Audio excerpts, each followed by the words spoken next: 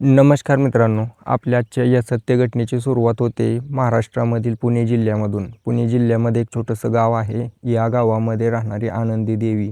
आनंदी देवीच्या परिवारामध्ये हिला एक लहान पोरगा, एक पोरगी. हिचा एक पती होता, जो की काहीच काम करत नव्हता, घरी बसून असायचा. आणि आनंदी देवी, तिचा सासरा, अशा 5 जणांचा परिवार होता. या परिवारापाशी 5 एकर जमीन होती. या जमिनीमध्ये ऊसाचं पीक घेतलं जायचं. पण विषय असाच होता की ऊसाचं पीक पण असं काही स्टँडर्ड लेवलचं नव्हतं. त्याच्यामध्ये गवत उगवलेलं असायचं, त्याच्यामध्ये वेली उगवलेल्या असायच्या.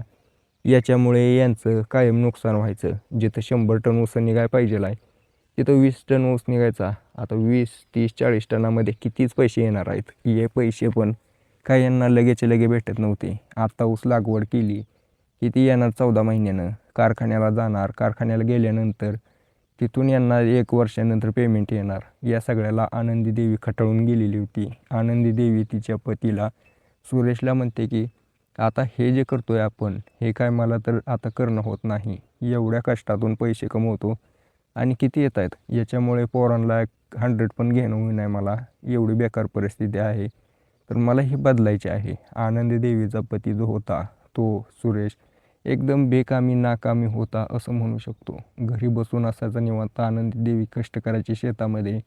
तिच्या लेकरा बाळांना घेऊन कष्ट करून जे काही यायचं ते तिच्या पतीपाशी आणून द्यायची. आणि हा साला दारूमध्ये उडवून टाकायचा. एवढा नशेडी होता, एवढा बेकार माणूस होता. गावामध्ये याची बदनामी झालेली होती. पूर्ण गावामध्ये याला वेगवेगळ्या नावाने बोलवले जायचं. त्याचं कारण होतं की हा जो सुरेश होता, एकदम बेकार व्यक्ती. डाव खेळायचा, दारू प्यायचा, एकदम म्हणजे नाड्याचा ढिल्ला व्यक्ती होता. गावातल्या ज्या काय मजबूर लाचार महिला आहेत, त्यांच्यापाशी जाऊन त्यांच्या शरीराचा हा फायदा घ्यायचा. त्या आनंदी देवीला हे सगळं माहिती होतं, पण आता ती करू काय शकत होती? काहीच करू शकत नव्हती. तिचा पती होता शेवटी. किती जरी बोलली तरी काय तो ऐकण्यासाठी तयार नव्हता. तिने तिच्या सासऱ्याला म्हणजे रामपालला सांगितलं, पण रामपाल त्याच्यावरचा अय्याशी होता. याच्याकडे काही वर्षांपूर्वी 20 एकर जमीन होती, त्याने अशाच नादामध्ये घालवली होती. तर तो काय बोलणार होता त्याच्या पोराला? आनंदी देवी आता पूर्णपणे कंटाळून गेली होती. तिची पोरं कंटाळली होती. एक दिवशी या आनंदी देवीने सगळ्या परिवाराला बसवलं आणि तिथं समजावून सांगितलं, हे बघ, तू जर असं करत असेल तर मी माझ्या लेकरांना घेऊन इथून निघून जाईल. त्याच्यामुळे तिच्या पतीने थोडंसं हलकं घेतलं. आता तो दारू पित होता, बाकीच्या महिलांना काही बोलत नव्हता, पण काम करण्याची त्याची मनस्थिती नव्हती. तो म्हणायचा की हो, एवढं करतोय कष्ट, तुला माहिती आहे आपल्या रानात काहीच येत नाही आणि ऊसाचं मला काय होत नाही, त्यामुळे मी तर काही करत नाही. मी माझ्या बापाला 1000 वेळा सांगितलं होतं, मी ज्या वेळेला लहान होतो त्यावेळेला मला करू दे, माझ्या हातात दे शेतीचा व्यवहार. त्याने शेतीचा व्यवहार दिला नाही. राहिलेली जमीन 4 एकर ठेवली, बाकीची विकून टाकली आणि असली ऊसाची टिपरं पिकवायला लागला. मला काय होत नाही. हां, ह्याच्यापेक्षा दुसरं काय करू शकत असेल आपण तर करू. त्यावेळेला आनंदी देवी म्हणली की ठीक आहे ना, मग आपण लिंबुणीची बाग लावू. त्यावेळेला तिने विचार केला, लिंबुणीची बाग लावली आपण, 1-2 वर्षानंतर उत्पन्न येईल, त्याच्यातून फायदा होईल. लिंबुणी वर्षभर उत्पन्न देते, उन्हाळ्यात जास्त चांगला भाव असते. त्याच्यामुळे ही सुरेशला म्हणते, बघ नियोजन कर, कोणाला तर एखाद्या अनुभवी व्यक्तीला बोलवून घेऊन ये, लिंबुणीची बाग लावू आपण, त्याच्यातून पैसा येईल. ऊस जाणार कधी, पैसे येणार कधी, 2 वर्ष लागतात एकदा ऊस लावल्यावर पैसे यायला. आणि इकडे लेकरांचा खर्च भागवायचं पण माझ्यासाठी अवघड होतंय. आता हे सगळं आनंदी देवी बोलत असताना तिचा पती सुरेश होकार देतो तिला आणि पूर्ण एरियामध्ये फिरायला लागतो. कोणाची लिंबुणीची बाग आहे का बघण्यासाठी.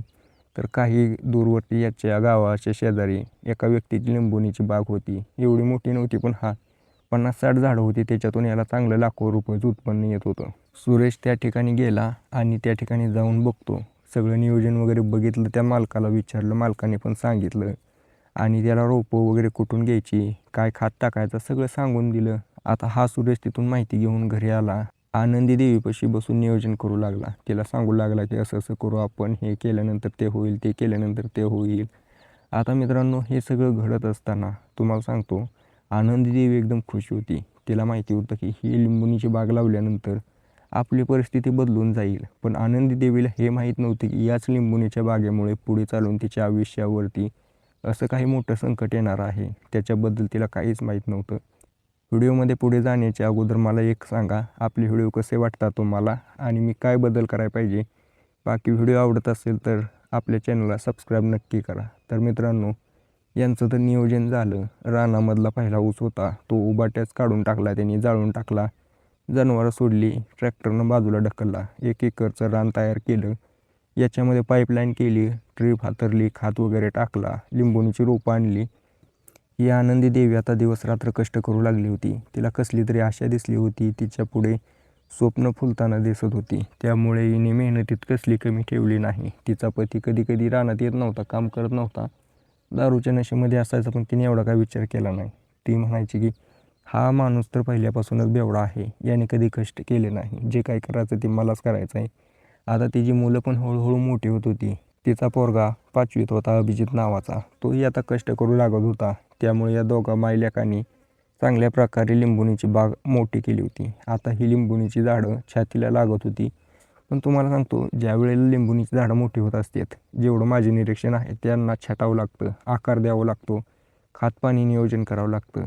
एवढे दिवस तर यांनी स्वतःहून केलं, पण हे काय कायम हे करू शकणार नव्हते, कारण याच्यासाठी स्पेशल माणसं लागतात, याच्यासाठी तेच कामगार लागतात, रोज ते कामगार हेच करत असतात. त्याच्यामुळे आता ही जी आनंदी देवी होती, कुठल्या तरी कामगाराच्या शोधात होती, जेणेकरून कोणीतरी येईल, बागेचं छाटणी वगैरे करेल आणि तिथं त्यांचं नियोजन करून देईल आणि आनंदी देवीला चांगल्या प्रकारे या बागेतून उत्पन्न येईल. छाटणी चांगली केली तरच उत्पन्न चांगलं येणार आहे. त्याच्यामुळे ही आनंदी देवी चांगल्या प्रकारे शोधू लागले कामगार.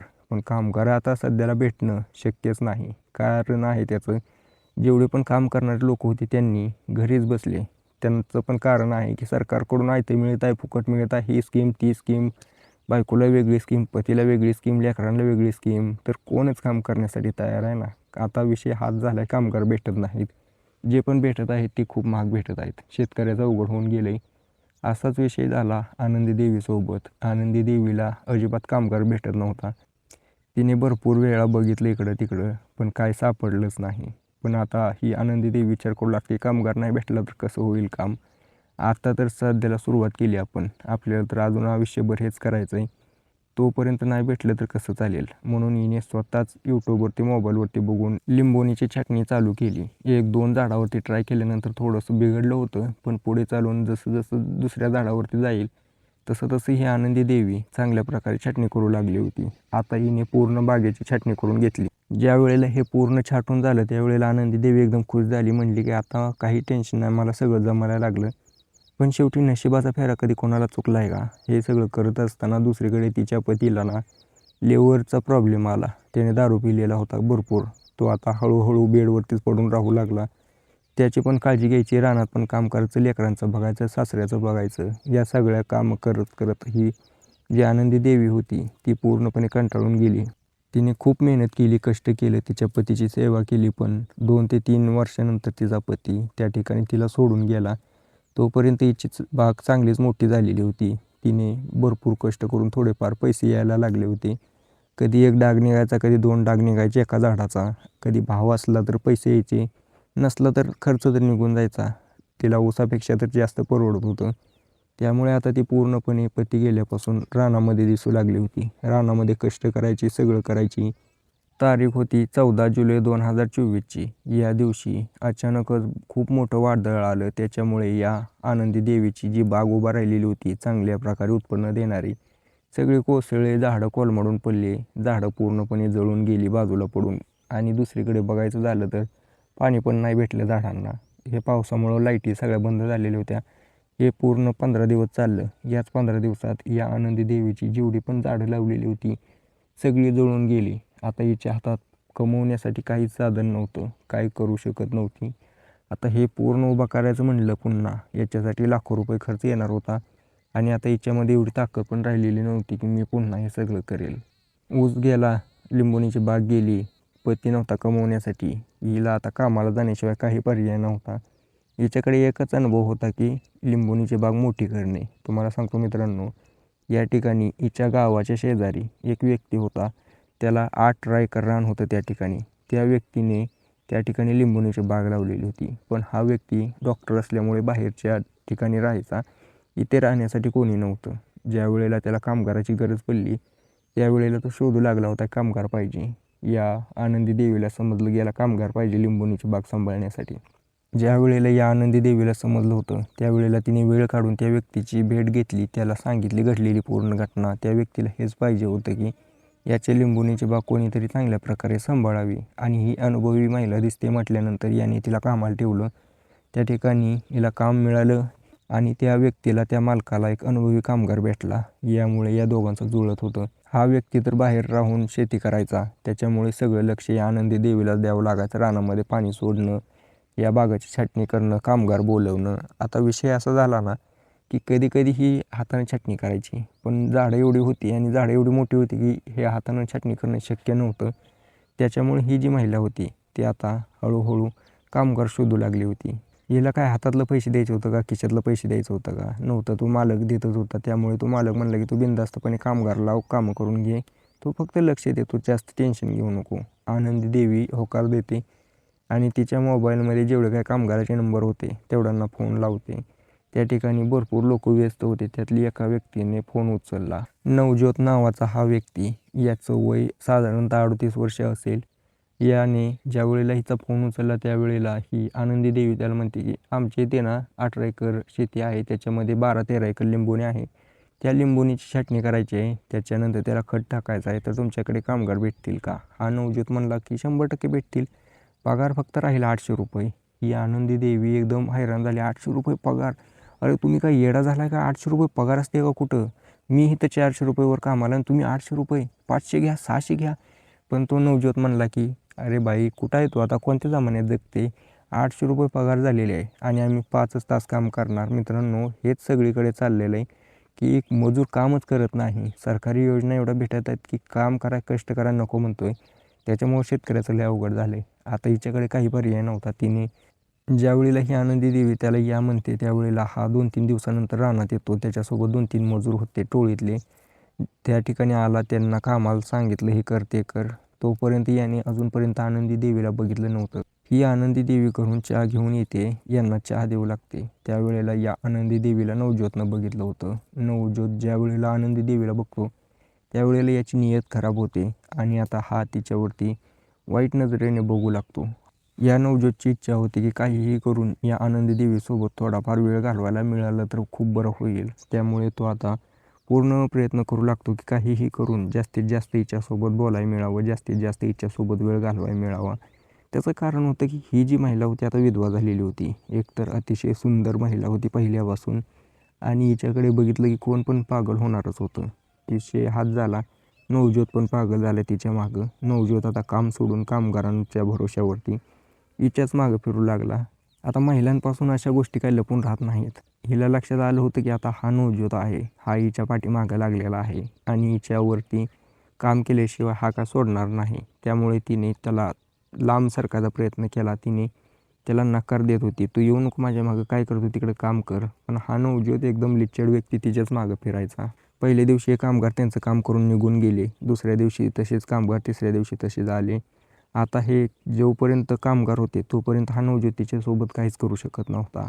ज्यावेळेला ते संपलं काम त्यावेळेला हा नवज्योत त्यांच्या कामगारांना पुढे पाठवतो. हा आनंदी देवीला म्हणतो की हे बघ, माझं ना तुझ्यावरती मन आलेलं आहे, मला तुझ्यासोबत वेळ घालवायचा आहे आणि त्याच्यासाठी मला काहीही करायला लागलं तरी मी करायला तयार आहे. ही आनंदी देवी त्याला थोड्या वेळेसाठी अशा रागाने बघू लागते की नवज्योत थोडा घाबरतो आणि ती त्याला म्हणते की नाही, हे शक्य नाही, माझी घरी लहान लहान लेकरं आहेत, मी हे करू शकत नाही, त्यांची इज्जत जाईल. त्यावेळेला हा नवज्योत रागाने तिथून निघून जातो. पण आता त्याच्या मनामध्ये भरलंच होतं की काहीही केलं तरी हिच्यासोबत वेळ घालवायचाच. त्या ठिकाणाहून निघून गेल्यानंतर रस्त्याने जात जात हाच विचार केल्यानंतर काही दिवस गेले. काही दिवसानंतर आनंदीच्या शेजारच्या गावामध्ये या नवज्योतला काम लागलं होतं. त्यावेळेला त्या ठिकाणी आल्यानंतर त्याला त्या आनंदीची आठवण येते. आनंदी रानात असेल हे त्याला माहिती होतं नक्कीच. हा त्याच्या कामगारांना काम करायला सांगतो आणि आनंदीच्या शेताकडे निघायला लागतो. ती ज्या ठिकाणी कामाला होती त्या ठिकाणी ती आनंदी रानामध्ये पाणी चालू करत होती बागाला. त्यावेळेला हा नवज्योत बघतो ही तर तिथंच आहे. तो तिच्यापाशी जातो. तिच्या पुढे अचानक हा नवज्योत आल्याने ही आनंदी एकदम घाबरते. रानामध्ये आसपास कोणीच नाही आणि अचानक हा आलाय म्हटल्यानंतर घाबरणार तर होतीच ही आनंदी.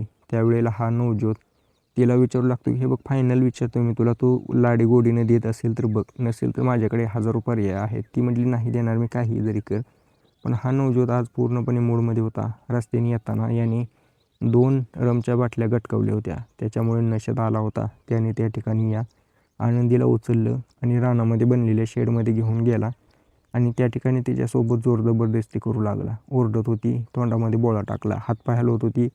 तिथं खाटाला हातपाय बांधले आणि तिच्या शरीरावरचे एक कापडं काढून त्याच्यासोबत ते करायला लागला कृत्य, जे की नको करायला पाहिजे होतं. आनंदीसाठी हे चुकीचंच होतं, पण याच्या दृष्टीने हे सगळं बरोबर होतं. हा तोपर्यंत करतो जोपर्यंत याचं मन भरत नाही. आता हे सगळं करत असताना याने मोबाईलमध्ये व्हिडिओ रेकॉर्डिंग करून घेतली आणि जाताना आनंदीला दाखवतो, हा मोबाईल, याच्यामध्ये व्हिडिओ आहेत. तू जर काय बोलली तर मी सगळीकडे व्हायरल करील आणि मी ज्या वेळेला पाहिजे त्यावेळेला येईल, मला द्यावंच लागेल. आता हा सिलसिला असाच चालू झाला. नवज्योत यायचा, तिच्या शरीरासोबत खेळायचा, जायचा. आता हळूहळू गावामध्ये चर्चा होऊ लागली, हा जो मालक होता या रानाचा, आणि या चर्चा त्या मालकापर्यंत पण पोहोचू लागला की आनंदी काय करते शेतामध्ये. त्यावेळेला त्याने तिला सांगितलं की तू काम सोड, माझ्या रानामध्ये असं काही करू नको. त्यामुळे या आनंदीला काम सोडावं लागलं. हिच्या घरची परिस्थिती एकदम बेकार होऊ लागली, हलाखीची होऊ लागली. आता या सगळ्याला जिम्मेदार तो नवज्योत होता. त्याच्यामुळे या आनंदीने विचार केला की याचा बदला तर घ्यावाच लागेल. आनंदी आता कायम विचार करू लागली कसा बदला घ्यायचा. आनंदीने या नवज्योतला एक दिवशी घरी बोलवलं. हिच्या घरी कोणीच नव्हतं. लेकरं शाळेला गेली होती, सासरा बाजारला गेला होता. नवज्योत त्या ठिकाणी आला, बघतो हीच खरा चान्स आहे. आता तिच्या रूममध्ये जातो. त्या ठिकाणी आनंदी बसलेली होती. आनंदी आता स्वतःहून कापडं काढत होती. हे सगळं बघून नवज्योत खुश झाला. तिच्यापाशी जाऊन बसला, कापडं काढू लागला. तेवढ्यातच या आनंदीने चाकू काढला आणि याचे गुप्तांगातून एका झटक्यात बाजूला कापले. बाजूला कापल्यानंतर हा नवज्योत त्या ठिकाणाहून पळू लागला. त्याचं रक्त सांडत होतं, ओरडत होता. पण तरीही आनंदी शांत बसण्याच्या मूडमध्ये नव्हती. हिने तिचा चाकून त्या नवज्योतचा गळा कापला आणि त्या ठिकाणी त्याला संपवलं वार करून. आता हा सगळा गुन्हा तिच्याच घरामध्ये घडलेला होता. आता ही असं काही वाचू शकत नव्हती. पोलीस हिला कधी ना कधी पकडणारच होते. त्यामुळे हिने स्वतःहून पोलीस स्टेशन गाठलं आणि पोलीस स्टेशनमध्ये जाऊन टेबलवरती त्याचे गुप्तांग ठेवले. पोलीस हैराण झाले. त्या ठिकाणी कार्यरत असलेल्या लेडीज कॉन्स्टेबल त्यांनी हिला विचारलं की काय झालं, काय विषय आहे. आता त्यावेळेला ही आनंदी घडलेली पूर्ण घटना सांगू लागली. तिने सांगितले की कसं नवज्योतने तिच्यासोबत वाईट केलं, तिच्यामुळे माझी नोकरी गेली आणि मी बेरोजगार झाली. त्याच्यानंतर मी हे टोकाचे पाऊल उचलले.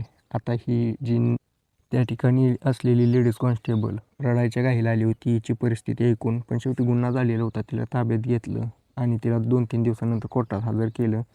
कोर्टाने पण स्वीकारलं की हिने स्वतःचा बचाव करण्यासाठी केलं. पण शेवटी काय आहे, गुन्हा घडलेला आहे. थोडीफार शिक्षा तर द्यावंच लागली होती. त्यामुळे हिला 14 वर्षांची शिक्षा झाली. पुढे चालून ही सुटून येईल, तोपर्यंत तिच्या लेकरांचं काय होईल काय माहिती. तिचा सासरा किती दिवस जगणार आहे, किती दिवस सांभाळणार आहे. सांभाळेल थोडे दिवस, पण लेकरांना अनाथ म्हणूनच जगावं लागेल. बाकी याच्याबद्दल तुमचं काय मत आहे कमेंट करून नक्कीच सांगा.